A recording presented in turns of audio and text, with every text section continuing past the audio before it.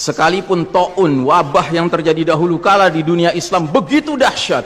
Anda tahu taun dulu kalau terjadi orang baru kena paginya ketularan bintil-bintil, sorenya meninggal, Pak.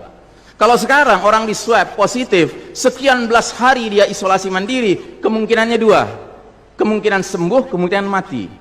Persentasenya berapa? Sembuh 80%, Pak, mati 3%, kecil sekali. Bukan berarti kita menganggap ringan nyawa orang, tidak.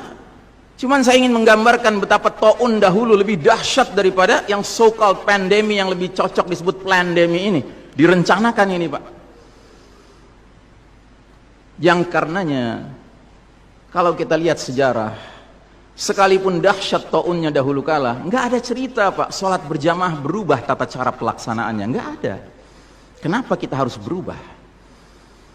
Dan saudaraku rahimakumullah, kami cuma mengingatkan beberapa pesan dari Nabi SAW tentang sholat ini. Yang pertama, Nabi mengatakan, "Sallu kama ra'aitumuni usolli."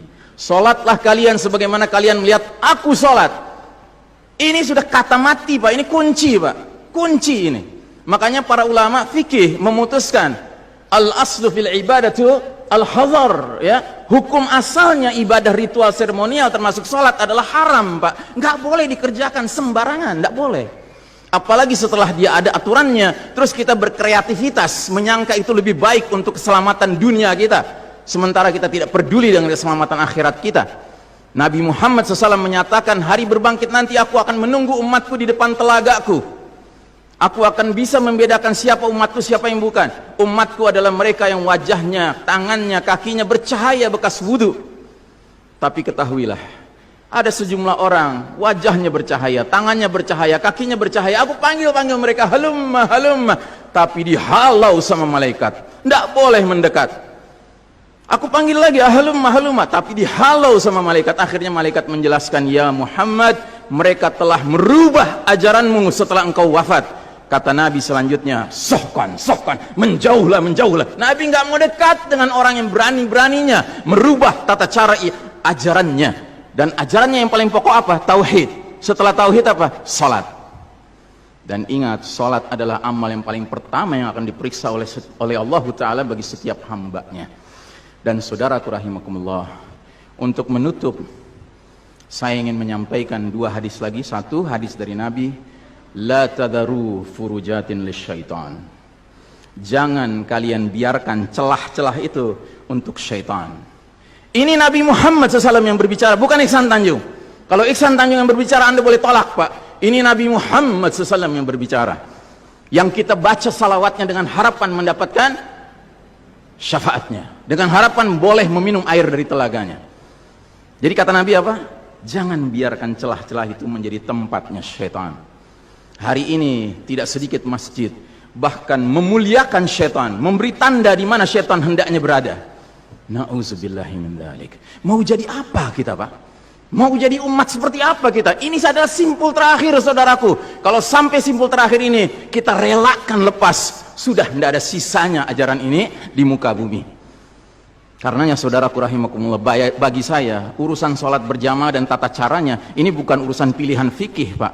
Ini urusannya adalah urusan dengan musuh Allah Ta'ala. Nabi Muhammad SAW ini terakhir, hadis yang terakhir, kata Nabi SAW, innal yahuda qad sami'u dinahum. Sesungguhnya Yahudi sudah bosan dengan agama mereka. Wa innahum qaumun hasadun, dan mereka adalah kaum yang sangat hasad kepada kita umat Islam, terutama dalam 3 perkara. Satu, raddis salam. Kebiasaan kita umat Islam kalau ketemu saling ngucapin assalamualaikum, dibalas waalaikumsalam. Itu Yahudi nggak senang, Pak.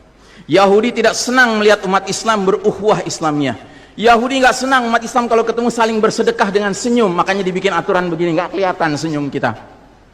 Yahudi nggak senang kita ketemu, kata Nabi, jabat tangan, rontok dosa-dosa. Maunya mereka begini saja jabatan tangannya. Dari mana ini semua? Yang kedua, mereka hasad sama kita dalam urusan apa? Iqamatis sufuf, dalam tata cara kita menegakkan saf kita. Ingat, Pak, saf dikatakan tegak syaratnya 2. 1 lurus, 2 rapat. Bukan hanya lurus tapi renggang-renggang, atau rapat tapi meliuk-liuk. Tidak, harus dua-duanya lengkap. Sehingga Nabi sampai bertanya, kenapa kalian gak bersaf seperti malaikat di hadapan Allah? Para sahabat bingung, bertanya, bagaimana malaikat? Kata Nabi, mereka mendahulukan shaf awal dan mereka saling rapat satu sama lainnya. Jadi Nabi itu bangga kalau umat Islam sholatnya seperti para malaikat di hadapan Allah Ta'ala. Harusnya itu menjadi kebanggaan kita juga.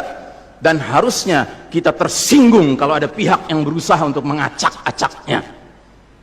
Dan yang terakhir, yang ketiga, Yahudi itu hasad sama kita dalam urusan apa? Dalam urusan umat Islam di belakang imam sholat wajibnya mengucapkan amin. Makin keras suara amin itu, makin geram mereka. Karenanya mereka bikin aturan sempat 2 bulan masjid ditutup-tutup sama sekali. Nggak terdengar suara amin dari jamaah karena nggak ada yang boleh ke masjid. Tapi sekarang setelah dibolehkan, masjid yang bisa muat 2000 orang, cukup 500 orang, cukup 700 orang. Supaya apa? Sekurang-kurangnya aminnya bisa berkurang. Maka sekarang pertanyaan besarnya adalah, untuk siapa kita sholat? Liman nusalli? Lillahi aw lihaula? Atau untuk mereka? Inna salati wa nusuki wa mahyaya wa mamati lillahi rabbil alamin. Mudah-mudahan apa yang saya sampaikan tidak membuat bapak dan ibu makan nggak kenyang, tidur nggak nyenyak, tetapi semakin sadar betapa kita sedang hidup di era penuh fitnah di akhir zaman, dan musuh-musuh Allah sedemikian sistematis, sedemikian terencananya membuat kita sadar tidak sadar meninggalkan din kita. Yang paling mengerikan kalau sampai sudah nggak ada perasaan lagi risau dengan ini semua. Karena apa? Nabi bersabda, siapa lihat kemungkaran ubah dengan tangan, nggak bisa dengan lisan, nggak bisa dalam hati. Dalam hati itu maknanya apa? Ingkari itu sebagai kebenaran, itu mungkar. Dan itu kata Nabi selemah-lemahnya iman. Sehingga di hadis yang lain kata Nabi, kalau mengingkari saja sudah nggak ada iman sama sekali. Nah, yang kita khawatir kalau kita ternyata ridho saja dengan aturan sholat WHO ini, Pak. Padahal harusnya kita sholat dengan cara Nabi Muhammad SAW, bukan caranya Tedros atau Bill Gates, tetapi lebih sedikit. Ya, tetapi kepada jamaah, inilah nasihat dari hati yang paling dalam kepada saudara-saudara yang saya cintai karena Allah, yang kita sama-sama bersalawat, kita sama-sama mengharapkan air dari telaga Nabi, tapi boleh jadi nggak semua kita ngerti apa yang harus kita lakukan agar air telaga itu dapat jaminan kita boleh meminumnya.